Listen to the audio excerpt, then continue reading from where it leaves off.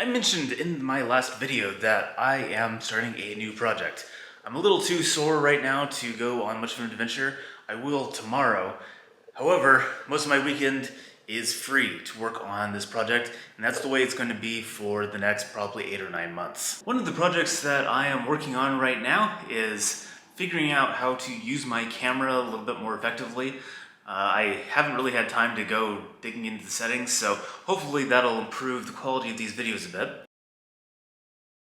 The second thing I'm working on is I have this drone. I've actually had it for a couple of years now. I bought it used off of Amazon for a really good deal. And I've actually flown it many times. However, I haven't been able to use any of the footage because I don't have my FAA Part 107. So I am working on that as well in my spare time during the week. It's kind of a slow process and I don't really have money to be spending on the license itself, so that's just kind of a slow burning project. But what I'm really here to talk to you about is my big long-term project. I've actually been wanting to work on this project for a long time. I just haven't really been able to get the timing right. But I am planning on designing and hopefully someday building my own liveaboard sailboat. So this design is hopefully going to be my future home base. It's going to be a platform to go on adventures on, and it's going to be a lot like, my bus was and my car was, except a lot more comfortable. It's going to be bigger, obviously. And once it's actually built, my operating costs should be much, much lower. I've actually tried something similar before where I restored an old sailboat, and I spent about 2 years on that project. Unfortunately, I got into a car accident and I had to sell it. I was having troubles finding liveaboard moorage at the time as well. I think I have come up with solutions for that, but I'm gonna deal with that at a later date. I'm not even sure if I'm going to be able to build this, whether I'll have the resources or not, but hopefully, fingers crossed, everything will go well. So to do the design work, I'm going to start with 3 things. I have a whiteboard where I'm basically just writing down the design constraints. I have my iPad running Onshape over here, and that's where I'm going to do all the CAD work and all the design work. And over here I have a 3D printer which I can use for prototyping. I didn't exactly buy this 3D printer. I used the sale of a sofa. I got store credit at Target. Target happened to have this 3D printer for sale online.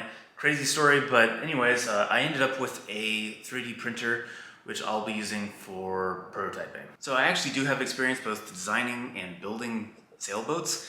I'm not by any means an expert, but I have a pretty decent idea of what I'm doing. And so I don't recommend anyone just go out there and design their own boat and try to build it. So I actually do have a background in mechanical engineering, and I've designed and built boats in the past. This would be my largest project to date, and I'm no expert by any means. However, I'm going with a very conservative design. I want a very stable, very traditional kind of platform that's easy to build. It uses a lot more just standard materials, not a lot of specialized marine components or really custom things, because that all gets very expensive to both build and replace when things eventually break. That doesn't mean I'm going to be using inferior materials. I'm still going to be using quality materials. It's just going to be a very standard, very basic design. There's nothing going to be super experimental about this boat. So with all that in mind, I have actually started the design process. I've gone through most of the basic dimensions, set a lot of design constraints here, and we'll just start with that and see how it goes.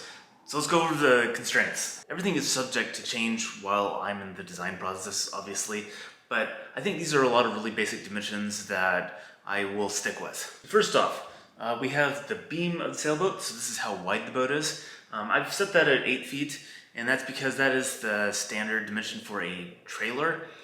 You can go up to 8 feet 6 inches on a lot of trailers. However, 8 feet probably makes the most sense.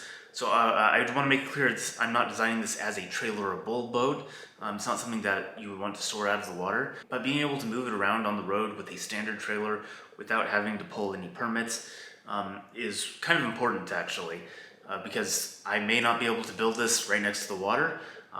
It's quite possible when I haul out and want to do maintenance work on it, something like that, I can put it on a standard trailer. I don't necessarily have to rely on boatyard facilities to do this kind of thing. Also, in this particular size range, 8 feet is not a crazy dimension. It's pretty normal, actually. So the draft, 4 feet. So I want this to be about 4 feet deep. That gives me the ability to go through most canal systems.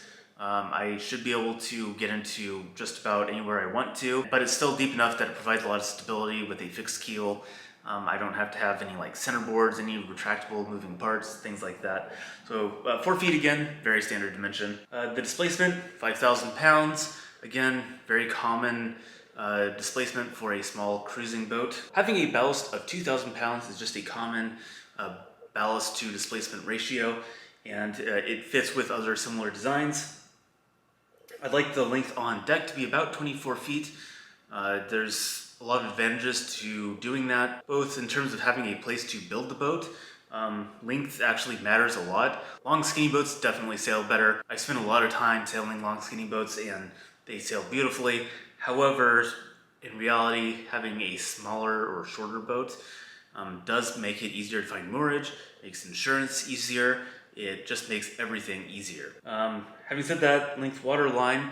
So the length of the boat on the water line will basically determine the speed of the boat, especially in cruising designs that don't plane or skip along the top of the water. Having a length on the water line greater than 20 feet should give the boat enough speed that I can make passages if I so choose. I wanted to make sure this boat had enough sail area to sail in light weather, and so again, this is just a ratio, basically sail area to displacement ratio. That's where that comes from.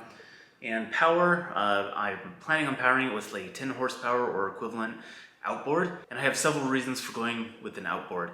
One of them is space efficiency on a small boat. Space inside the hull is at a premium, so I don't really want a motor in board taking up lots of space. Second is it's really easy to change out the power source, so I can use like a cheap gas power outboard, or I could switch to something electric, and it doesn't really matter. So let's talk a little bit about some of the design considerations. The construction should be plywood over solid wood. So there's a few reasons I'm going with that. Wood is still a very good boat building material. I probably wouldn't build a traditionally built boat these days, at least not one of any size, just because there isn't that much available wood that's suitable for that type of construction. But using a plywood hull with solid wood framing, it's a fairly standard way of building a boat. So for something that's custom and easy to build and repair, it makes a lot of sense. I also have all the experience and tools to build something with that type of construction, so it makes the most sense for my situation. So for the frames, if you're familiar with boat design and boats that have been built at home, I think a lot of people are familiar with George Bueller. There's a lot of good and bad about his designs, and I don't necessarily subscribe to all of his philosophy, but using standard dimension lumber for the framing actually does make a lot of sense. You can get nice clear lumber that is in standard dimensions and just cut it to the right shape, and that's basically what I would do. The keel, again, using standard dimensional lumber makes it a lot easier, a lot faster to build. Ballast. Lead is kind of the standard for ballast, but then that means you have to use bronze screws in other parts of the boat and bronze fittings, that type of thing. So I do kind of have an idea of using steel plate for the ballast, but that's something I'm not going to deal with yet. We'll figure that out later. Transom, that's just a thickness. The rudder, I was originally thinking about a transom hung rudder for the rudder, but I may change that to a keel hung rudder in the future. I'm not really sure. I probably should update that because I have a few ideas. Because the keel hung rudder actually might be a lot easier to build. So that may change. There's pros and cons to both types of rudders, both keel and transom hung rudders. We'll deal with that later. Okay, so the rig, just a simple traditional gaff cutter rig, I think is probably appropriate for this design. I might skip the gaff part. However, to get the sail area I want, I'm probably going to have to use a gaff. Again, something we'll deal with a lot later. And so lastly, I think we're going to have a flush deck design. That gives the most room down below, and on a small boat that you really need as much room as you can. So that's the idea. So anyways, I think it's time to start the actual design process, and I'm going to put together a quick sketch of both the profile and the plan, so the top-down view of the boat, and we'll see what it looks like. So here is what I've come up with so far. Obviously there's no sails or rigging or anything. These are just the basic lines, subject to be adjusted later. So you can see this is going to be a fairly small boat. I have all the dimensions just kind of roughed in, and I think it's time to do the plan view. Profile view, I think, looks pretty nice. Okay, so you can see I just basically drew one line and a straight line for the transom. So this is just going to be used as a guide for the shear lines of the top line of the boat, and that's really all it is. So now I can move on to designing the shape of the hull. And on shape, this is actually super easy. Alright, so this is kind of the first iteration, or basically a guess of what the hull shape will look like. So what I need to do now is figure out exactly how much water this displaces, whether I am actually meeting my design goals so far.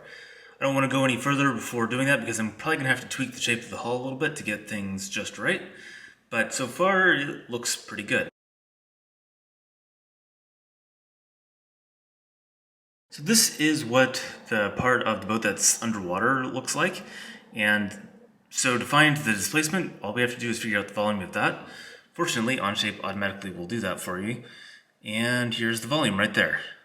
Depending on the density of water, you'll find that this is actually right around the 5,000 pound range. So I managed to guess basically exactly right on the displacement, and when I was doing the drawings, it all just worked out perfectly. Doesn't usually happen that way, so I don't really actually have to tweak the design at all. It's pretty much perfect the way it is. The next step is going to be creating a model that I can 3D print so I can run actual tests on it. So obviously the structure of a 3D printed model is going to be different than a wood-built model, but what I really want to do is verify that everything is balanced the way it should be. I could do all the math and get it pretty close probably, but it doesn't really hurt to verify. And besides, I've done all this 3D modeling in like an hour in the afternoon. So this will give me something that I can spend more time messing with.